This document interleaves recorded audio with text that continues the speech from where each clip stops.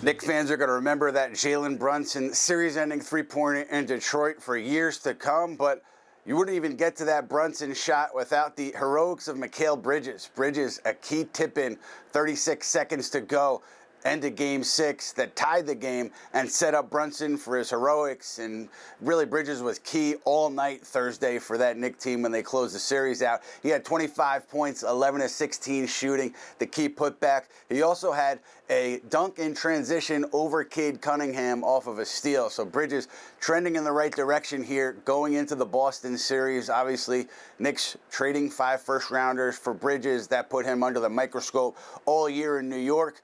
His defense was there some nights over the course of the regular season, wasn't there other nights. Shooting was there some nights, wasn't there other nights. But he's playing pretty well now. He had some big moments in that Detroit series. The Knicks will obviously need him to be playing at a very high level to have a shot against the Celtics. They're going to count on him to either defend Jason Tatum or defend Jaylen Brown for a lot of this series, and that's where this thing tilts for the Knicks. If they could slow down Boston's 2 stars, maybe they have a chance to muck things up and make it competitive.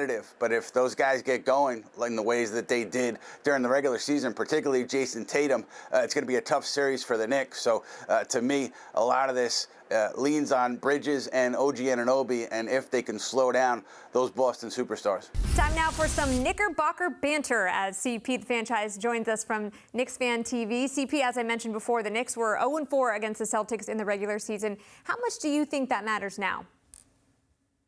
You know, Michelle, in any other matchup, I would say not so much. But especially when you look at the Knicks' first 3 games against the Boston Celtics, it was clear that they were outclassed. And check out this stat, Michelle. The Knicks were outscored from 3 in those 4 matchups by 117 points. So they're going to need to tighten up, especially defensively. The postseason is a brand new season. And hey, anything is possible with Jalen Brunson at the helm, but there's no doubt that the Celtics will be the favorite. You're so right. Jalen Brunson was as clutch as they come against the Pistons. How do the Knicks adjust offensively if the Celtics' game plan will be to get the ball out of Brunson's hands?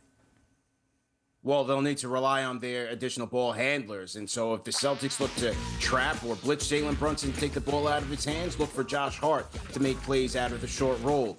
Maybe the Knicks can look to dump it down to Karl-Anthony Towns and play high to low and make Karl-Anthony Towns make a play out of the low post. Mikal Bridges is another guy who the Knicks can run plays through, who can also play make for his teammates. And so the Knicks have options in the half court, but also, Michelle, I'd like to see them play fast. Get out in transition off of the live rebounds and steals. Don't allow a set Boston defense to lock in, and the Knicks should have some advantages there. Okay, CP, with all that said, give me your biggest X factor if the Knicks are to win this series. Biggest X factor is the big bodega, Karl-Anthony Towns. This is why you traded for Karl-Anthony Towns in the offseason.